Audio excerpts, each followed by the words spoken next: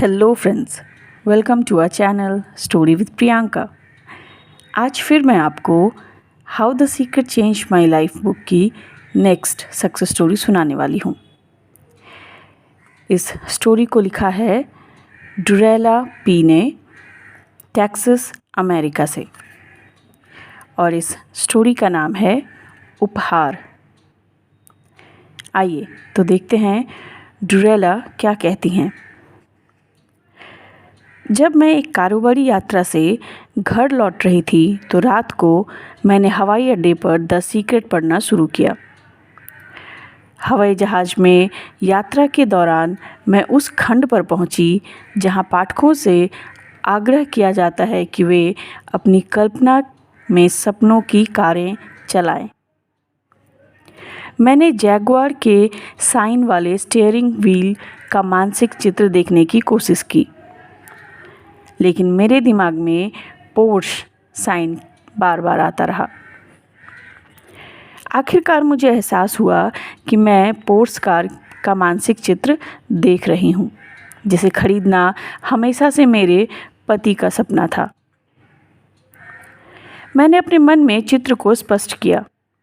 बाहर और भीतर के रंग, इसके पूरी तरह से सुरक्षित बाहरी और अंदरूनी हिस्से, इससे बेहद रख रखाव में रखने वाले उपकरण इत्यादि।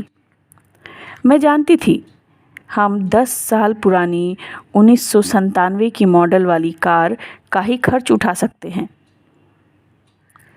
मैं यह भी जानती हूँ कि इतने साल बाद ज़्यादातर कारें अपनी उम्र से ज़्यादा पुरानी लगने लगती हैं, लेकिन मैं इस 10 साल पुरानी कार का मानसिक चित्र इस तरह देखती रही मानो यह बिल्कुल नई हो, माइलेज की दृष्टि से भी।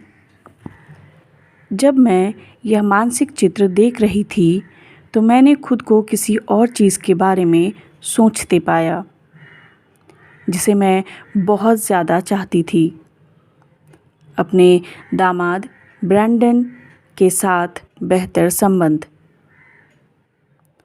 जब मेरी बेटी का प्रेम विवाह डामाडोल चल रहा था तो हमारे बीच भी तनाव और फासले आ गए थे।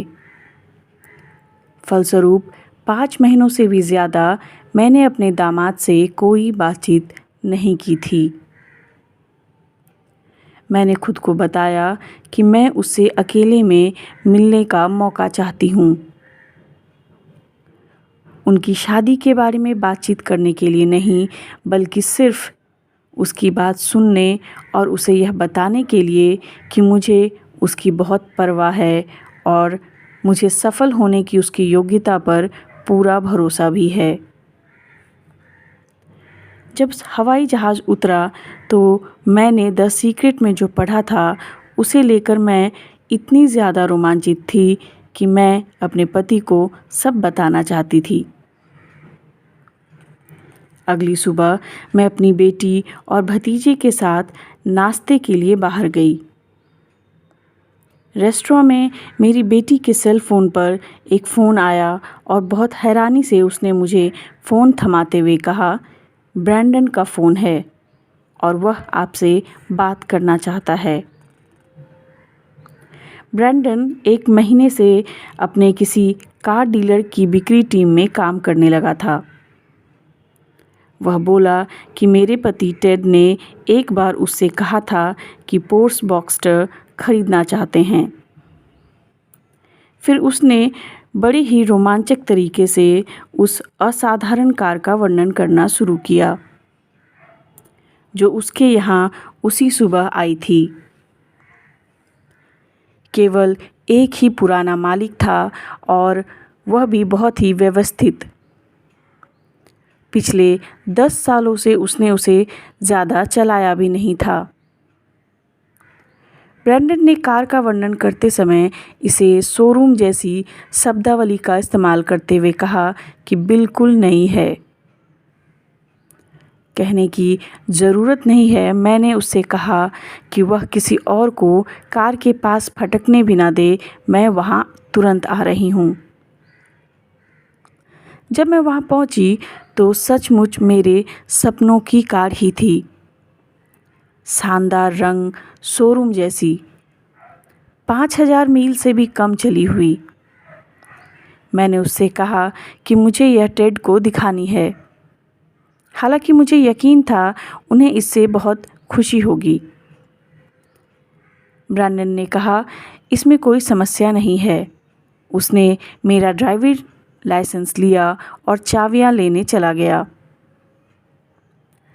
लौटकर उसने बताया कि उसके मैनेजर ने सिर्फ एक ही शर्त रखी है कि ब्रैंडन को मेरे साथ रेस्टोरेंट तक जाना होगा।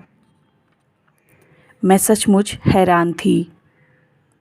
मेरे दोनों ही आग्रह 24 घंटे से भी कम समय में साकार हो रहे थे। मेरे पति को उनके सपनों की कार मिल रही थी और रेस्टोरेंट तक कार यात्रा में ब्रैंडन मेरे साथ जाने वाला था। यह सचमुच जादुई था। हवाई अड्डे पर गुजरी उस रात के बाद मैंने हमारे सबसे प्रिय मित्रों को इस पुस्तक द सीक्रेट की प्रीतियाँ बांटी। अब हम हर दिन इस कृतज्ञता को लिखा करते हैं।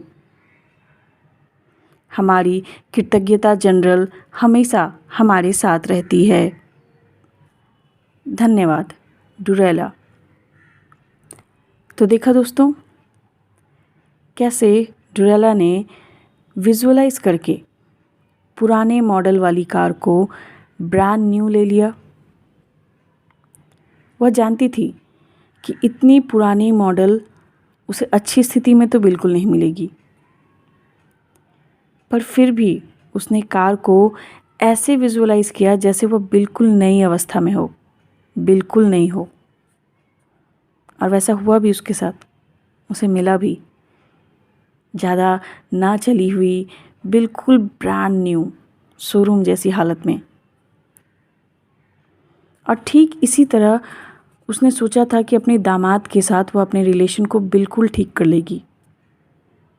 थोड़ी देर अकेले समय गुजारकर, उसके साथ बातचीत करके, उसकी बातों को सुनकर, और उसने उस समय को भी मैनिफेस्ट कर लिया।